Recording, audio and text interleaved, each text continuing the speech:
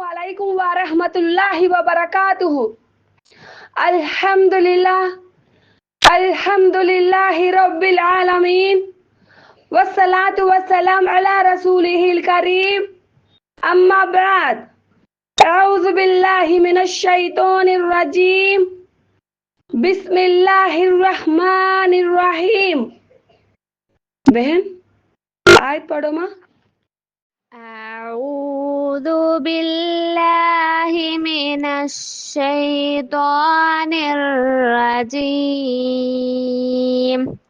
بسم الله الرحمن الرحيم ومن أحسن قولا مما دعا إلى الله وعمل صالحا وقال إنني من المسلمين. Subhanallah, Alhamdulillah, la hawla wa la quwwata illa billah. Rabbi shrah li sadri wa yassir li amri wahlul 'uqdatam min lisani yafqahu qawli. Rabbi zidni ilma. Allahumma faqihni fid din. Amin ya rabbal alamin. Today class గ్రహించండి అందరూ కూడా, చాలా important topic అన్నమాట today దర్స్ అనేది. మీరు thumbnail చూసే ఉంటారు. ప్రళయ దినాన మానవులందరూ 5 ప్రశ్నలకు తప్పక సమాధానం ఇవ్వాలి. ప్రళయం నాడు మనిషి పాదాలు 5 ప్రశ్నలకు జవాబు ఇవ్వనంత వరకు అల్లాహ్ ముందు నుంచి కదలలేరు. 1, నీ జీవితం గురించి, దాన్ని ఎలా గడిపావు. 2, నీ యుక్త వయసు గురించి, దాన్ని ఎలా జీవించావు. 3, సంపద గురించి, దాన్ని ఎలా సంపాదించావు. 4, అల్లాహ్ మార్గంలో ఖర్చు పెట్టడం గురించి, ఎలా ఖర్చు పెట్టావు. 5, చదువుకున్న జ్ఞానం గురించి, ఎంత చదువుకున్నావు, ఎంత అమలు చేశావు. వాటిపై అల్లాహ్కు సమాధానం ఇవ్వనంత వరకు ఒక అడుగు కూడా మనం పక్కకి జరగలేము. హజరత్ అబ్దుల్లా ఇబ్ను అమర్ రదియల్లాహు అన్హు కథనం ప్రవక్త సల్లల్లాహు అలైహి వసల్లం ఇలా ప్రవచించారు. ప్రళయ దినాన ధనవంతుల కంటే బీదవారుగా ఉన్న ముహాజిరీన్ అంటే అల్లాహ్ మార్గం వలసపోయిన వారు 40 సంవత్సరాల ముందు స్వర్గానికి వెళ్ళిపోతారనమాట. 40 సంవత్సరాల ముందే వారు స్వర్గానికి చేరుకుంటారనమాట. అయితే ఇంకొక విషయం ఏమిటంటే, అనుభవించిన అనుగ్రహాల పట్ల కూడా ప్రశ్నించబడతారు. అల్లాహ్ మనకు ఇచ్చిన అనుగ్రహాల పట్ల కూడా మనము ప్రశ్నించబడతాము. అయితే ఇక్కడ ఒక హదీస్ గ్రహించండి. హజరత్ అబూ హురైరా రదియల్లాహు అన్హు కథనం ప్రవక్త సల్లల్లాహు అలైహి వసల్లం ప్రవచించారు. ప్రళయ దినాన మొట్టమొదట దాసునికి ప్రసాదించిన అనుగ్రహాల పట్ల విచారణ జరుగుతుంది. మొట్టమొదట దాసునికి ప్రసాదించిన అనుగ్రహాల పట్ల విచారణ జరుగుతుంది. అతనితో నీకు ఆరోగ్యం ప్రసాదించలేదా, నీకు చల్లని మంచినీరు ప్రసాదించలేదా అని అల్లాహ్ ప్రశ్నిస్తాడు. ఇది సహీ తిర్మిజీ 3358. ఇంకొకటి హజరత్ అబ్దుల్లా ఇబ్ను అబ్బాస్ రదియల్లాహు అన్హు కథనం ప్రవక్త సల్లల్లాహు అలైహి వసల్లం ఇలా ప్రవచించారు. 2 అనుగ్రహాల పట్ల చాలా మంది ప్రజలు అమాయకముల పడి ఉన్నారు.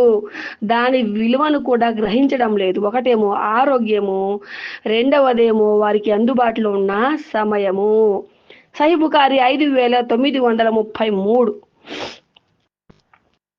అయితే మరొక హదీసు వినండి. హజరత్ ఇబ్ను మాలిక్ రదియల్లాహు అన్హు కథనం ప్రవక్త సల్లల్లాహు అలైహి వసల్లం ఇలా ప్రవచించారు. నిత్యంగా అల్లాహ్ ఆ దాసుని పట్ల చాలా సంతోషిస్తాడు. ఏ దాసుడైతే ఆహారం తినిన తర్వాత అల్లాహ్ను అల్హమ్దులిల్లా అని స్తుతిస్తాడో, లేదా ఏదైనా పానీయాన్ని త్రాగిన తర్వాత అల్లాహ్ను అల్హమ్దులిల్లా అని స్తుతిస్తాడో అని తెలిపారు. సహీ ముస్లిం 4915.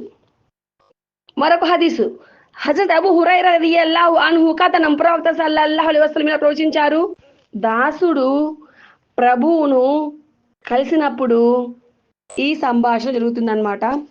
ఆ సంభాషణ దాసునికి మరియు ప్రభువుకి మధ్య జరిగే సంభాషణ. మీరు చక్కగా గ్రహించండి. అల్హమ్దులిల్లా. సరేనా? అయితే సంభాషణ వినండి. ఓ ఫలానా వ్యక్తి, నేను నీకు గౌరవాన్ని ప్రసాదించలేదా? నీకు సౌకర్యాలను ప్రసాదించలేదా? నీకు వివాహం చేయలేదా? నీకు ఒంటెలు గుర్రాలు ప్రసాదించలేదా? నీకు ప్రపంచ రాజ్యాంగం ప్రసాదించి దానిపై కూర్చోబెట్టలేదా అని ప్రభు ప్రశ్నిస్తాడు. దానికి ఆ దాసుడు అవును ప్రభు అని అంటాడు. తర్వాత మళ్ళీ ప్రభు అడుగుతున్నారు, నీకు నన్ను కలిసే విషయం గుర్తునిందా అని ప్రభు అడుగుతాడు. దానికి సమాధానంగా దాసుడు లేదు అని అంటాడు.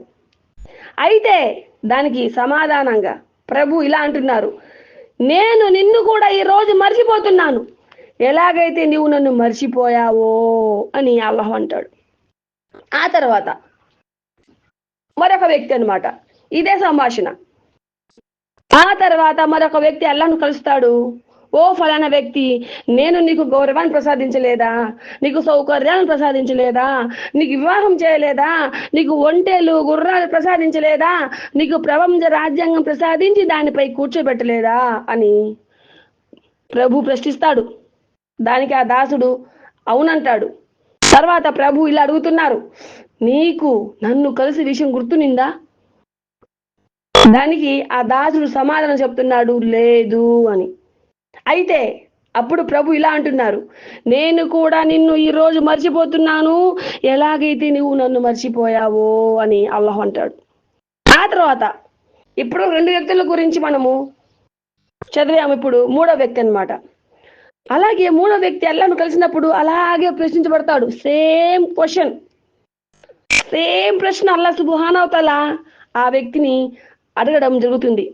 అప్పుడు ఆ వ్యక్తి అంటున్నాడు అనమాట, ఓ అల్లా, నేను నిన్ను, నీ గ్రంథాలను, నీ ప్రవక్తలను విశ్వసించాను, నేను నమాజును పాటించాను, ఉపవాసాలను కూడా పాటించాను, దాన ధర్మాలు చేశాను, నా శక్తి మేరకు నీ నామాన్ని స్తుతించాను అని సమాధానం ఇస్తాడు.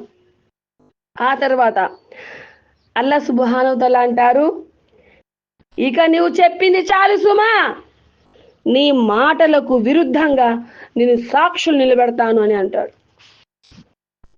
అంతలో ఆ వ్యక్తి నాకు వ్యతిరేకంగా సాక్ష్యం ఎవరిస్తారనే ఆలోచనలో పడగానే అల్లాహ్ అతన్ని మాట్లాడనివ్వకుండా అతని నోటిపై ముద్ర వేసేస్తాడు, సీలు వేసేస్తాడు నోటిని.